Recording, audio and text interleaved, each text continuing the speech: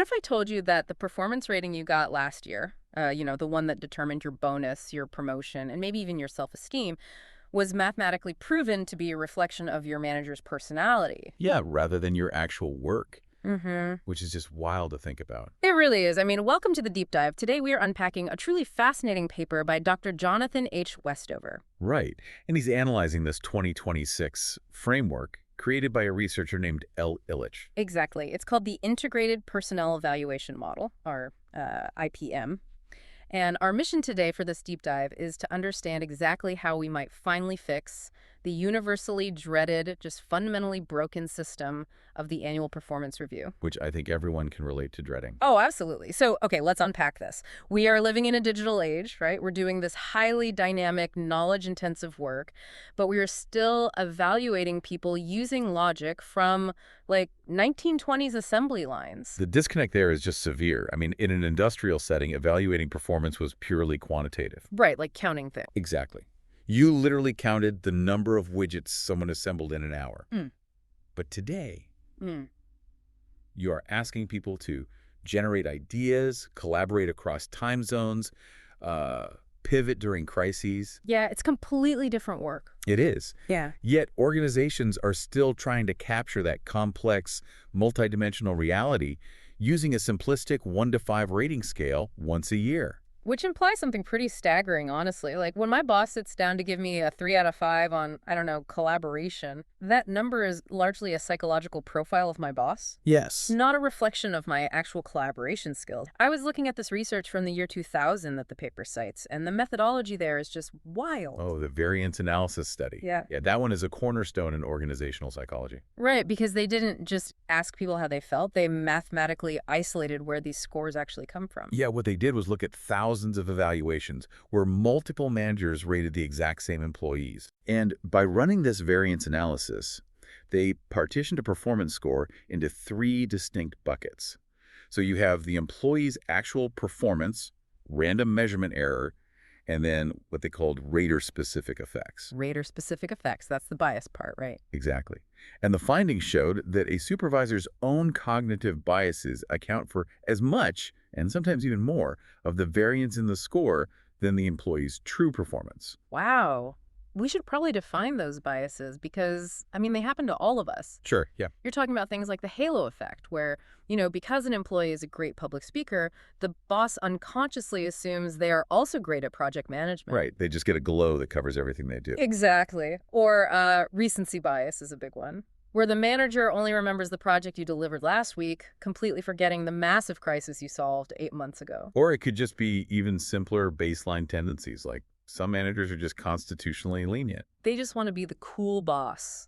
Right. They want everyone to like them, so they give everyone 4s and 5s. But then other managers think giving a perfect score means there is no room for improvement. So they artificially cap everyone at a 3. Which is so frustrating. It really is. When you rely on a single supervisor's episodic judgment, you aren't measuring an employee's output. You are capturing a highly subjective perception filtered through the manager's personal idiosyncrasies, delivered at a highly stressful point in the year. It's like being graded by a driving instructor who only looks at what you did in the last 5 minutes of a year-long road trip. That is a great way to put it. Right, because you could drive 10,000 miles perfectly, but if you park slightly crooked while pulling into the final driveway, you get a failing grade for the entire journey. Yeah, and if we look at the psychological fallout of that dynamic, it completely explains why everyone hates review season. Oh, for sure. When a review is a zero-sum game, and your mortgage payment or your bonus depends on that flawed rating, you just go into defense mode. Because the stakes are so high. Right. Researchers call this impression management.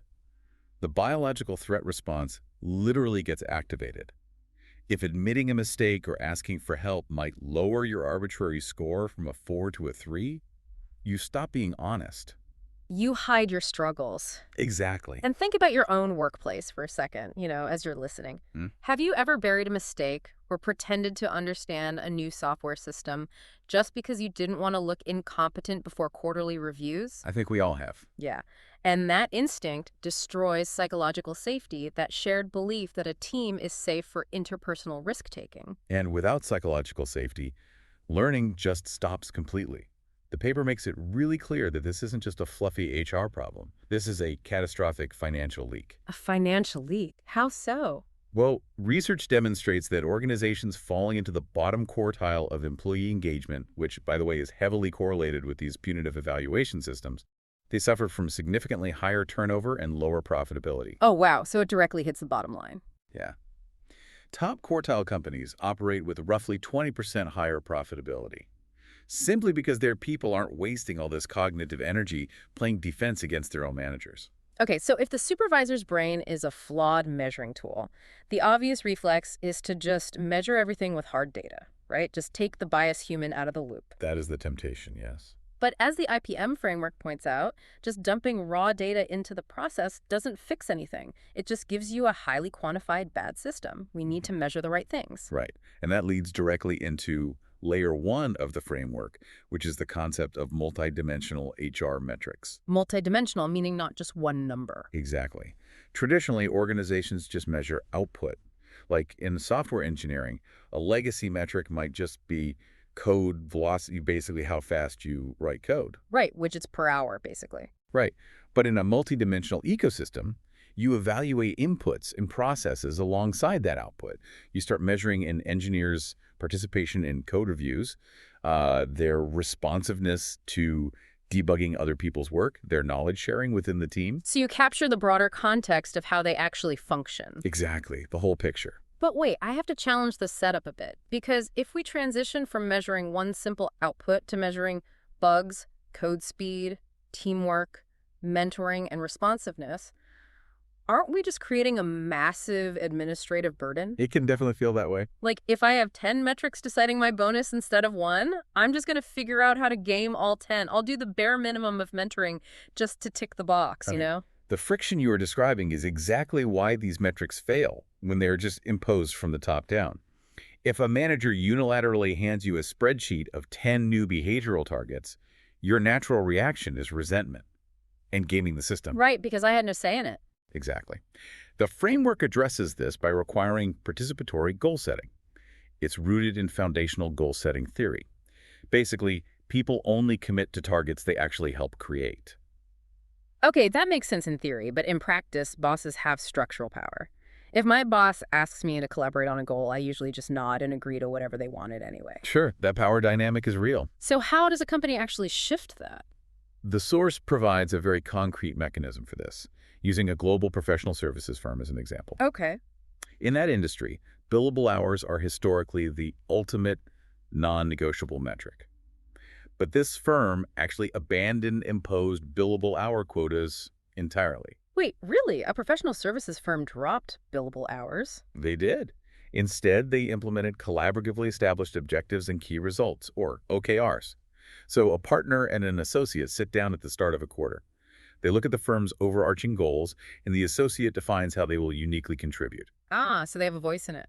Right. Not just in client billing, but perhaps by streamlining a workflow or mentoring a junior analyst.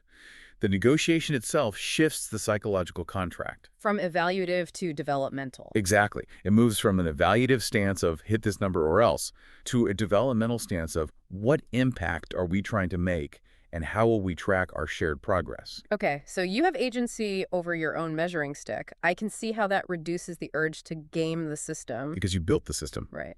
But the logistics of this are just daunting. If every employee is setting multidimensional OKRs, tracking inputs, processes, and outputs, human managers will completely drown in that data. Oh, absolutely. A manager with 8 direct reports literally cannot process that volume of information objectively, which means we are forced to bring in computational help, right? And that introduces layer 2. AI-enabled people analytics. The sheer volume of multidimensional data requires machine learning to synthesize it into anything actionable. It's where it gets really interesting, but also a little terrifying. Are we just building a digital panopticon here? It's a valid fear. Because deploying AI to monitor inputs and processes sounds dangerously close to, like, tracking keystrokes and mouse movements. And it is a massive risk if implemented poorly. Disciplinary surveillance destroys trust instantly. But the IPM framework strongly advocates for using AI predictively and developmentally, not punitively. Okay, give me an example of that. Sure. Consider a large financial institution mentioned in the text. Yeah. They utilize machine learning algorithms to identify high-performing employees who are at an elevated risk of quitting. Okay. And they could identify this a full 6 months before those employees actually resigned. The math behind that is fascinating to me. Yeah. Because the algorithm isn't just looking at their salary, right? It's looking for correlations that humans literally cannot see. Exactly. The mechanism is pattern recognition across vast data sets. The AI analyzes historical performance data, compensation positioning relative to the market, promotion velocity. All the standard HR stuff. Right, but also learning and development metrics, and even the structural metadata of their manager check-ins. Wait, metadata of check-ins? Like what? Well, it might notice a microscopic pattern, like when a high performer goes 18 months without a promotion, and their biweekly one-on-one meetings drop from 30 minutes to 12 minutes, their flight risk spikes by 80%. Oh, wow. So it notices they aren't talking to their boss as much. Yes, a human manager managing 20 people completely misses that subtle shift. The AI spots it immediately.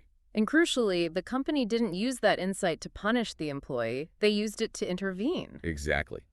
Business partners proactively initiated career conversations. They explored new lateral moves, they offered development opportunities, or they adjusted compensation proactively. Just stepping in before it's too late. Right. And that algorithmic intervention saved the company millions in preventable turnover and recruitment costs. That is wild. But there is another AI application in the source material that I found even more compelling, specifically regarding the human bias we talked about earlier. The natural language processing example. Yes. Because, the research showed managers are biased, and I always assumed AI would just inherit those biases from the training data. That happens a lot, yes. But there was a global consulting firm that actually used NLP, natural language processing, to audit and correct their human managers. Yeah, the use of NLP to parse narrative text is incredibly powerful. This firm pointed their algorithm at the written performance review comments submitted by managers across the organization. So they were reading the actual reviews. Right. The AI wasn't evaluating the employees, it was auditing the evaluators. And it uncovered a systemic, unconscious gender bias. How does the AI actually detect that in a block of text, though? It analyzes semantic patterns and vocabulary distribution. The AI revealed that men and women were receiving the exact same numerical ratings on paper. Okay. But the language used to justify those ratings was entirely split by gender. Women were consistently praised for their communication style, their collaboration, and being great team players. Okay, and the men?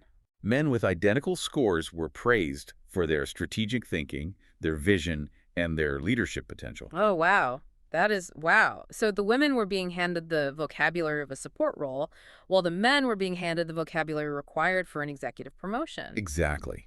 Even though their actual performance output was mathematically equal. That's incredible that the AI could spot that. Well, the algorithmic audit made the invisible visible. Humans reading individual reviews missed the macro pattern. The AI saw it across thousands of documents. And they used that to fix the problem. Yeah, the firm used that data to radically revise its evaluator guidance and retrain its managers. We tend to fear AI automating evaluation, but in this case, it was deployed specifically to identify and neutralize human prejudice. But here's the friction, right? The AI can process the data, it can spot the gender bias, it can flag the employee who is about to quit. But an algorithm cannot sit in a conference room, look a burned-out employee in the eye, and have a vulnerable conversation about their career trajectory. AI makes the data smart. But data doesn't mean anything if the delivery mechanism is cold. And that transitions us into the critical human element of the framework layer 3, which is empathy-led leadership. Right. You can have flawlessly objective metrics Mm-hmm. and the most sophisticated predictive analytics on the planet. But if the manager delivering those insights is rigid, defensive, or lacks basic emotional intelligence, Mm-hmm. the employee's threat response triggers anyway. And the whole system collapses. Exactly. But I mean, be more empathetic sounds great on a corporate motivational poster. How does an organization actually operationalize that? How do you force a boss to be empathetic? Well, you operationalize it by completely changing the cadence and structure of the feedback. The source details a healthcare organization that dismantled their annual review process entirely. Just throw it out. Completely. They replaced it with continuous microfeedback. Managers were retrained to deliver brief, specific, behavior-focused observations in the flow of daily work. So instead of saving it all up for a stressful meeting in December. Yes. Okay. And it was strictly framed developmentally. If a nurse made an error, the manager didn't say, your performance is slipping. Which would trigger that defense mode. Right. Instead, they were trained to use a specific empathetic framework. Here is what I noticed, here is the impact it had on the patient, and here's how we can adjust the process next time. It's basically the difference between getting an annual physical from a doctor who hands you a terrifying chart of everything wrong with your blood work Yeah. versus having a fitness coach standing next to you at the gym, quietly correcting your posture before you lift. That's a perfect analogy. The stakes are completely lowered. And lowering the stakes changes the brain's chemistry in the moment. The nurses in that healthcare study stopped anticipating judgment and started anticipating coaching. Their psychological safety metrics soared, and consequently, turnover plummeted. Yeah. But to your earlier question about accountability, like how do you make managers do this? Right. Empathy cannot be treated as a personality quirk. It has to be a measurable competency. Are companies actually grading managers on empathy, though? They are. The professional services firm we discussed earlier, they develops others through empathetic coaching, a formal weighted criterion in a manager's overall assessment. You're kidding. How much was it weighted? It accounted for 20% of their performance evaluation. Wow. 20% just for being a good coach? Yeah.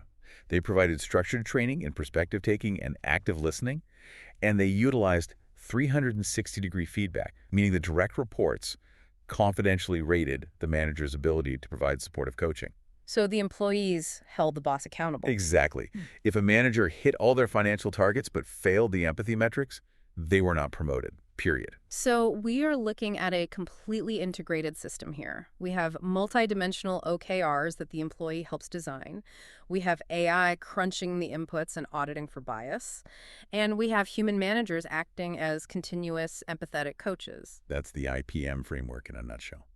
But how does a company tie all of this together into a daily reality that doesn't just burn people out? I mean, tracking all of this sounds exhausting. The unifying metric, and this is a major focal point in contemporary organizational research, is employee well-being.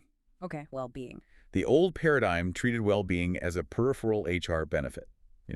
A subscription to a meditation app or a yoga class on Fridays. Right, checking a box. But the integrated framework recognizes well-being as a fundamental driver of sustainable performance. And the research by Deneve and colleagues proves this, right? I mean, it draws a direct line between well-being and actual firm profitability. It does, because when employees are chronically stressed, their cognitive function physically degrades, they make more errors, their creative problem-solving drops, and their collaboration becomes brittle. It makes sense. Traditional evaluation systems push for maximum output until the employee breaks, and then the company just absorbs the cost of replacing them. The new paradigm measures recovery as rigorously as it measures output. What does that actually look like in practice, though? How do you measure recovery without just, monitoring people's sleep, which would be super creepy? Yeah, we don't want that. A tech company cited in the research executed this by completely decoupling evaluation from presenteeism. Presenteeism meaning the butts and seats mentality. Showing up early and staying late just so the boss sees you in your desk. Yes, rewarding visibility instead of value. This company eliminated any tracking of working hours, location, or mandatory meeting attendance. Wait, no required hours at all? None. They evaluated their employees purely on the outcomes achieved and the quality of their collaborative contributions. So how do they know if someone is burning out? The company monitors workload sustainability using aggregate well-being metrics. They track if teams are actually utilizing their paid time off. Managers conduct check-ins focused on capacity, not hours logged. I see. They trust the employees to manage their own energy. Whether you work early mornings to accommodate childcare or you prefer deep work late at night, as long as the negotiated outcomes are delivered, there is no evaluation penalty for when or where the work happens. That requires a monumental shift in organizational trust. It really does. We are talking about moving away from an evaluative contract where the company acts as a judge and the employee acts as a defendant to a true developmental contract where both parties are aligned on growth. Right. But because we are heavily relying on AI to parse the data in this model, that trust has to be protected by strict governance. Absolutely. The psychological shift demands structural protection. You cannot blindly trust an algorithm with someone's livelihood. This is where the concept of algorithmic governance becomes critical. Because if the machine learning model makes a mathematical error and decides my performance is trending downward, I need a way to defend myself. Exactly. The European Union's AI Act has heavily influenced how companies handle this.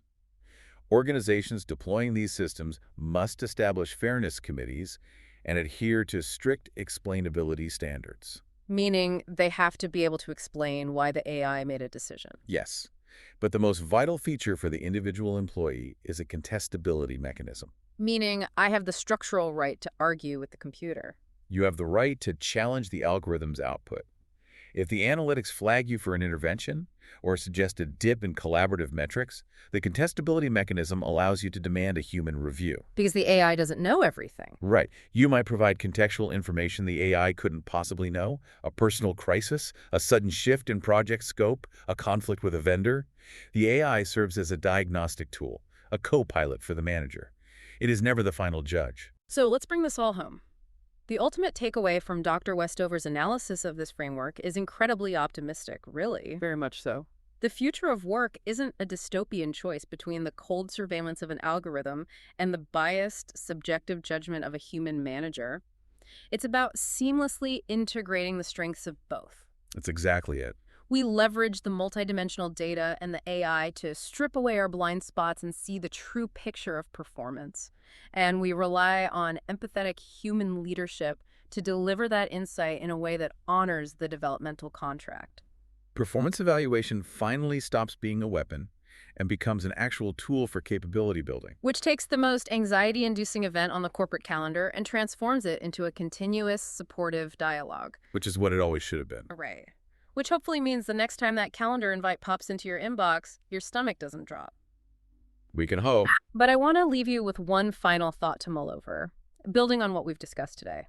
We've established that AI is incredible at analyzing performance, and that humans are absolutely necessary for delivering that feedback with emotional safety. Right. But as natural language processing advances and algorithms become vastly better at mimicking human emotion, patience, and conversational nuance, what happens when an employee actually prefers getting their developmental coaching from a perfectly objective, infinitely patient algorithm rather than their well-meaning but inevitably flawed human manager? That is the frontier we are rapidly approaching. Thank you so much for joining us on this deep dive into the future of performance evaluation. We'll see you next time.